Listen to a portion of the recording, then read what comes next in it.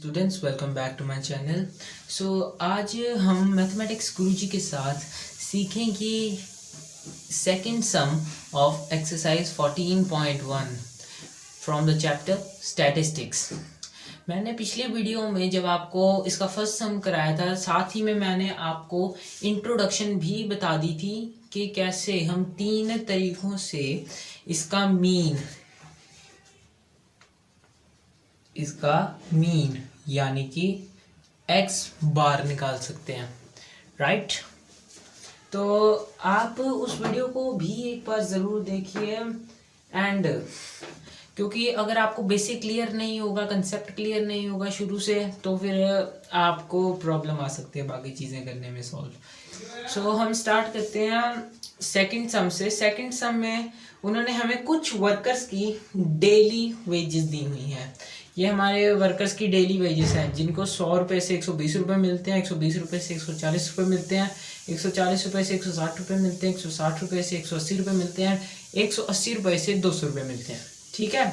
तो उसके बाद उन्होंने हमें कहा है कि नंबर ऑफ वर्कर्स को मैं FI यानी फ्रीक्वेंसी से डिनोट करता हूँ। मैंने पिछली वीडियो में भी बताया है। फ्रीक्वेंसी होती है कि जो नंबर, जैसे हमें इस क्वेश्चन में नंबर ऑफ वर्कर्स दिए हुए हैं कि पहले वाले का है जी 12, सेकंड वाले का है 14, थर्ड वाले का है 8, फोर्थ वाले का है 6 एंड फिफ्थ वाले का है 10।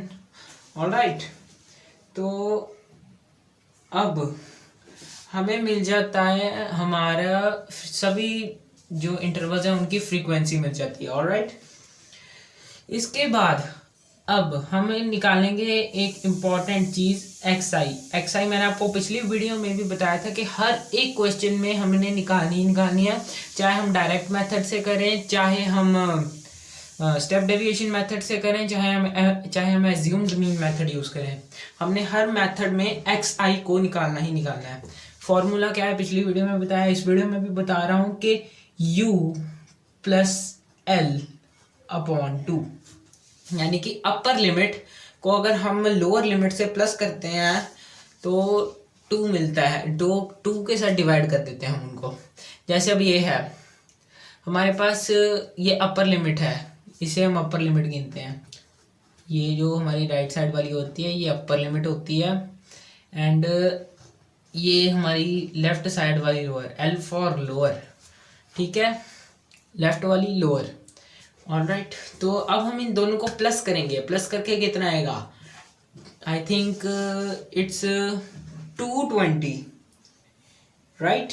तो 220 को अगर हम डिवाइड करेंगे 2 से तो हमें मिलेगा 110। ऐसे ही मैंने सबके निकाल लिए हैं, मैं आपका टाइम नहीं वेस्ट करूँगा बहुत ज़्यादा। एंड मैंने ऐसे सबके ही XI निकाल लिए हैं। अब यहाँ पर हमें एक इम्पॉर्टेंट चीज़ करनी है, अपना एज्यूम्ड वैल्यू निकालनी है। जी हाँ, एज्यूम्ड वैल्यू वैसे तो निकालने की ज़रूरत हो तब जब कैलकुलेशन बहुत ज़्यादा बड़ी ना हो। जैसे पिछले समय हमने किया था कि कैलकुलेशन चलो बहुत ज़्यादा बड़ी नहीं थी, हमने डायरेक्ट मेथड लगा के ही कर दिया, σFI XI/σFI। लेकिन यहाँ पर हमें कैलकुलेशन थोड़ी बड़ी लग रही है। इसका मतलब कि अगर हम FI और XI को प्लस मल्टीप्लाई करेंगे तो हमारे काफ़ी लंबी कैलकुलेशन हो जाएगी। तो उसको इजी बनाने के लिए ये तरीका होता है स्टेप डेविएशन मेथड।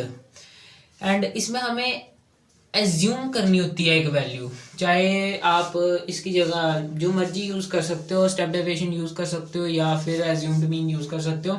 बेसिकली तरीका दोनों में यही है। सेंटर में जो, मानो ये इधर से भी 2 बचे हैं हमारे पास, इधर से भी 2 बचे हैं, तो जो सबसे सेंटर में आती है वैल्यू उसको A मान लो। 150 हमारा A हो गया।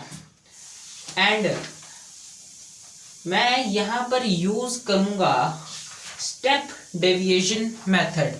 जी हाँ, स्टेप डेविएशन मेथड में इसके बाद क्या करूँगा मैं, इसके बाद स्टेप डेविएशन मेथड का एक बहुत ही इंपॉर्टेंट पार्ट कि हमने यहाँ UI निकालना है। UI कैसे निकालते हैं, XI मतलब जितनी जो भी फ्रीक्वेंसी होगी उसको माइनस करेंगे हम A से अपॉन में H, यानी कि इंटरवल्स के बीच का डिस्टेंस। मैंने पिछली वीडियो में भी आपको बताया था इसका फॉर्मूला अब सॉल्व करके देखें तो पहला इंटरवल आता है, पहला हमारा xi आता है 110, ऑलराइट 110 आता है। और 110 को अगर हम 150 से माइनस करते हैं तो हमें मिल जाता है करके देखें तो हमें मिल जाता है 40, राइट। लेकिन अगर हम 40 को करेंगे डिवाइड किससे, h, यानी दोनों के बीच के जो हाइट निकलती है, अब इनमें कितने कितने की हाइट है 20 की, तो हम 140 को 20 के साथ करेंगे तो जनरल सी बात है कि हमें मिला 110, इसको साइड में कर लेते हैं, 110 माइनस में 150 हमें कितना मिल गया, 40 मिल गया माइनस का। एंड इनके बीच का डिफरेंस कितना है, इनके बीच का डिफरेंस है 100 और 120 के बीच का 20, 120 और 140 के बीच का 20, इसका मतलब सब में 20 का डिफरेंस है। तो हमें डिफरेंस 20 का लिख लेते हैं। तो 40 को अगर हम डिवाइड करेंगे तो हमें मिल जाएगा इसका आंसर -2, ऑलराइट। ऐसी मैंने सबकी निकाल के रखी हुई है, मैं आपका टाइम अगेन नहीं वेस्ट करूँगा, बट इसका आपने गलत यूज़ नहीं करना, आपने पूरे ऑनेस्टी से खुद कैलकुलेशंस करनी है इस वीडियो को पॉज करके, ऑलराइट। तो अब हमारे पास सभी वैल्यूज आ चुकी हैं सिवाय एक के। अब वो एक चीज क्या है, that is the most important FIUI। आप कहोगे कि पिछले सम में तो आपने FI कहा था, अब FIUI क्यों, जबकि इस बार भी हमारे पास FI और XI दोनों हैं। मैंने आपको कहा कि मैं इस पर यूज कर रहा हूं step deviation method, right. Step deviation method का फॉर्मूला क्या होता है, सिग्मा FIUI अपॉन में सिग्मा FI। तो इसका मतलब हमें पहले निकालना पड़ेगा FIUI निकालने के लिए क्या करेंगे, FI और UI को मल्टीप्लाई कर देंगे। अब हमारी कैलकुलेशन जो है वो बहुत ज़्यादा इजी हो चुकी है, तो अब हम इसको सॉल्व करना शुरू कर देते हैं। मैं यहाँ लिख रहा हूँ अगेन आपका टाइम बचाने के लिए, लेकिन आपने ये चीज़ खुद सॉल्व करनी है, ठीक है। तो हमें ऐसी वैल्यूज़ मिल जाएंगी। अब हम यहाँ पर लिखेंगे कि हमारा सिग्मा FI क्या मिला है, जो कि हमने नीचे लिखना है। सिग्मा FI हमारे पास है टोटल 50, इन सबको टोटल करके देख लो तो हमारे पास 50 आ जाता है। एंड अगर हम सिग्मा FIUI को करके देखें तो इन सबको प्लस करने पे, जैसे कि अब हमारे पास प्लस माइनस के सम्स में प्लस माइनस करना है हमने थोड़ा इसमें, तो इसमें हमें थोड़ा लग जाएगा झोल मोल, इसीलिए मैं आपको ज़्यादा टाइम आपका वेस्ट नहीं कराऊंगा, सीधा ही आपको आंसर बताता हूँ कि इसका आंसर निकलेगा भाई -12, ऑलराइट। -12 निकल आया इसका आंसर। अब इसका फॉर्मूला क्या होता है, आई थिंक आपको विजिबल होगा, यस। साथ साथ में कैमरे पे भी ध्यान रखना पड़ता है, कई बार हम फ्लो में निकल जाते हैं तो फिर आपको विजिबल नहीं होती वो।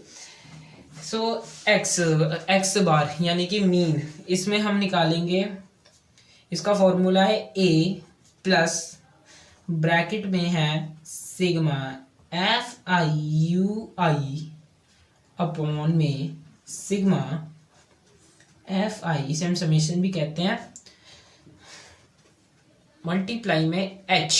अब H क्या है, H मैंने आपको बताया इंटरवल्स के बीच का वैल्यू, इंटरवल्स के बीच में कितना फासला है, 20 का फासला है इसमें, तो H हमारा 20 हो जाएगा। एज्यूम्ड वैल्यू हमारी कितनी है, ये कितनी है, हमने यहाँ पर 150 पहले लिख दी थी, तो हमारा A 150 हो गया।